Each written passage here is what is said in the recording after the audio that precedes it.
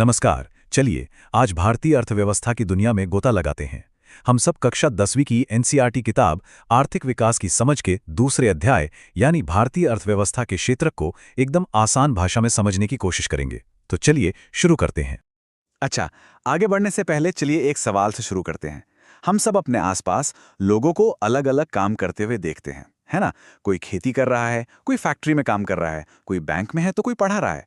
ये सारे काम, ये सारी आर्थिक गतिविधियां अर्थव्यवस्था के अलग-अलग हिस्सों में फिट होती हैं। आज हम इन्हीं हिस्सों यानी क्षेत्र को या सेक्टर्स की कहानी को समझने वाले हैं। तो आज का हमारा सफर कैसा रहेगा? सबसे पहले हम जानेंगे कि इन आर्थिक कामों को बांटा कैसे जाता है। फिर हम इन सेक्टर्स की आपस में तुलना करेंगे। इसके बाद हम देखेंगे कि समय के साथ इनमें क्या बदलाव आए हैं। और फिर भारत की सबसे बड़ी पहेलियों में से एक रोजगार की पहेली को समझेंगे। और आखिर में हम वर्गीकरण के कुछ और तरीकों पर भी नजर डालेंगे। तो चलिए शुरू करते हैं हमारे पहले टॉपिक से, आर्थिक कार्यों का वर्गीकरण। देखिए, हम जितने भी काम करते हैं, जिनसे कोई चीज बनती है या कोई सेवा दी जाती है, उन्हें मोटे तौर पर 3 बड़े ग्रुप्स में बांटा जा सकता है। आप इन्हें हमारी अर्थव्यवस्था के 3 मजबूत स्तंभ भी मान सकते हैं। तो पहला स्तंभ है प्राथमिक क्षेत्रक। जैसा कि नाम से ही पता चल रहा है, ये वो सेक्टर है जो सीधे सीधे प्रकृति से जुड़ा हुआ है। जब भी हम जमीन, पानी, जंगल या खनिजों जैसे कुदरती संसाधनों का इस्तेमाल करके कोई चीज पैदा करते हैं, तो वो एक्टिविटी प्राथमिक क्षेत्रक में आती है। इसीलिए इसे कृषि और सहायक क्षेत्रक भी कहा जाता है।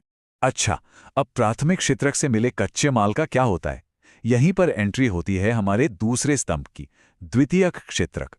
ये सेक्टर प्राथमिक क्षेत्रक से मिले कच्चे माल को लेता है और अपनी फैक्ट्रियों में मशीनों से उसे एक नए और ज्यादा कीमती प्रोडक्ट में बदल देता है, जैसे गन्ने से चीनी बनाना या कपास से कपड़ा बनाना। इसमें क्योंकि विनिर्माण यानी मैन्युफैक्चरिंग शामिल है, इसे औद्योगिक क्षेत्रक भी कहते हैं। और फिर आता है हमारा तीसरा और आखिरी स्तंभ, तृतीयक क्षेत्रक। ये सेक्टर थोड़ा अलग है। ये खुद कोई सामान नहीं बनाता, बल्कि ये पहले 2 सेक्टर्स को अपना काम बेहतर ढंग से करने में मदद करता है। कैसे? सेवाएं देकर, सर्विसेज प्रोवाइड करके। इसीलिए इसका दूसरा नाम सेवा क्षेत्रक या सर्विस सेक्टर है। अब ये सब थोड़ा थ्योरी जैसा लग सकता है, तो चलिए इसे असली दुनिया के उदाहरणों से समझते हैं। देखिए, खेती करना, दूध का उत्पादन, मछली पकड़ना या जमीन से कोयला निकालना, ये सब प्राथमिक क्षेत्रक हैं। अब इस कपास से कपड़ा बनाना या गन्ने से चीनी तैयार करना, ये द्वितीयक क्षेत्रक का काम है। और इन सब कामों में मदद करने वाली चीजें, जैसे कि बैंक से लोन लेना, सामान को ट्रकों से एक जगह से दूसरी जगह ले जाना या डॉक्टर्स और टीचर्स की सेवाएं, ये सब तृतीयक यानी सेवा क्षेत्रक का हिस्सा हैं। ठीक है, तो अब हम इन तीनों सेक्टर्स को पहचानते हैं। लेकिन असली सवाल तो यह है कि इनमें से कौन कितना बड़ा है, कौन कितना पावरफुल है। हम किसी भी देश की अर्थव्यवस्था को और इन सेक्टर्स को आखिर मापते कैसे हैं?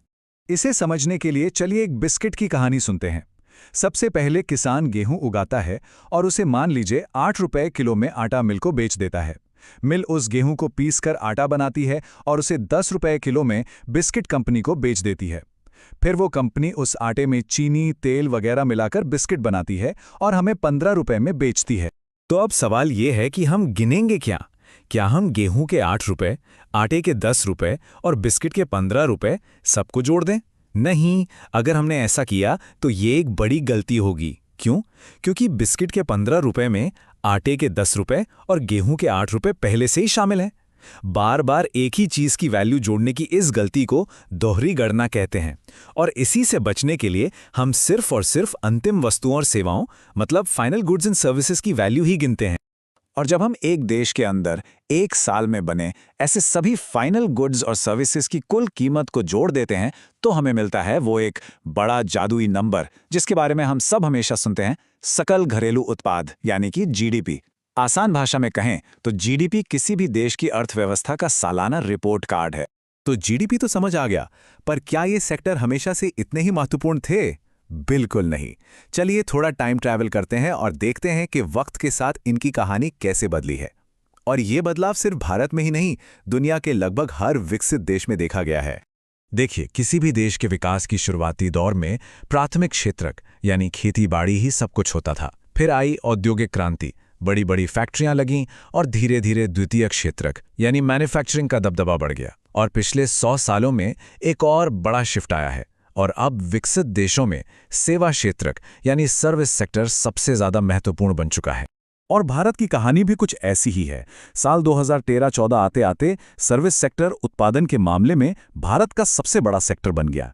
लेकिन रुकिए, कहानी में एक बहुत बड़ा ट्विस्ट है और यहीं से हमारी असली पहेली शुरू होती है। और ये पहेली है रोजगार की। पैसा तो सबसे ज्यादा सर्विस सेक्टर में बन रहा है, पर क्या सबसे ज्यादा लोग काम भी वहीं कर रहे हैं? चलिए इस गुत्थी को सुलझाते हैं। जरा इस पहले चार्ट पर नजर डालिए। ये जीडीपी में अलग अलग सेक्टर्स की हिस्सेदारी दिखा रहा है। आप साफ साफ देख सकते हैं कि कैसे समय के साथ सर्विस सेक्टर का हिस्सा रॉकेट की तरह ऊपर गया है, जबकि खेती यानी प्राथमिक क्षेत्र का हिस्सा लगातार सिकुड़ता गया है। मतलब पैसे के मामले में तो सर्विस सेक्टर ही किंग है। लेकिन अब देखिए ये दूसरा चार्ट, और यहां कहानी पूरी तरह से पलट जाती है। ये चार्ट दिखा रहा है कि कितने प्रतिशत लोग किस सेक्टर में काम करते हैं। और ये देखिए, जीडीपी में भले ही खेती का हिस्सा बहुत कम हो गया हो, लेकिन आज भी देश के लगभग आधे लोग काम यहीं कर रहे हैं। है ना कमाल की बात? यही है वो बड़ा विरोधाभास। तो सबसे बड़ा सवाल यही उठता है कि आखिर ऐसा क्यों है? ऐसा क्या है कि देश के आधे काम करने वाले लोग उस सेक्टर में लगे हैं जो देश की कमाई में बहुत थोड़ा सा ही हिस्सा डालता है? इस पहेली का जवाब छिपा है एक कॉन्सेप्ट में जिसे कहते हैं प्रच्छन्न बेरोजगारी, या आसान भाषा में कहें तो छिपी हुई बेरोजगारी। सोचिए, एक खेत है जिस पर काम करने के लिए सिर्फ 5 लोगों की जरूरत है, लेकिन परिवार के 8 लोग उसी खेत पर काम कर रहे हैं। वो सब काम करते हुए तो दिख रहे हैं, पर असल में अगर हम उन 3 फालतू लोगों को हटा भी दें तो भी खेत की पैदावार पर कोई असर नहीं पड़ेगा। वो 3 लोग छिपे हुए बेरोजगार हैं, और यही स्थिति भारतीय कृषि में बहुत ज्यादा है। चलिए अब इस कहानी को थोड़ा और आगे बढ़ाते हैं। इकोनॉमिक एक्टिविटीज को देखने का सिर्फ यही एक तरीका नहीं है, इन्हें हम 2 और बहुत जरूरी नजरियों से भी देख सकते हैं। पहला नजरिया है काम करने की शर्तों का। इस आधार पर 2 दुनियाएं हैं, एक है संगठित क्षेत्रक और दूसरी है असंगठित क्षेत्रक। संगठित क्षेत्रक मतलब वो जगह हैं जहां रोजगार पक्का होता है, सरकार के नियम कानून माने जाते हैं, काम के घंटे तय होते हैं और नौकरी की सुरक्षा होती है। वहीं दूसरी तरफ असंगठित क्षेत्रक में छोटी छोटी और बिखरी हुई इकाइयां आती हैं, जहां कोई नियम नहीं होता, वेतन कम होता है और नौकरी की कोई गारंटी नहीं होती। और दूसरा नजरिया है मालिकाना हक का, मतलब मालिक कौन है। इस आधार पर भी 2 सेक्टर हैं, सार्वजनिक और निजी। सार्वजनिक यानी पब्लिक सेक्टर, जहां ज्यादातर संपत्ति पर सरकार का कब्जा होता है और उसका मकसद मुनाफा कमाना नहीं बल्कि लोगों की सेवा करना होता है, जैसे कि हमारी भारतीय रेलवे। और दूसरा है निजी यानी प्राइवेट सेक्टर, जहां मालिक कोई एक व्यक्ति या कंपनी होती है और उनका पहला मकसद सिर्फ और सिर्फ मुनाफा कमाना होता है। तो सवाल उठता है कि जब प्राइवेट कंपनियां हैं तो हमें सरकारी कंपनियों यानी पब्लिक सेक्टर की जरूरत ही क्यों है?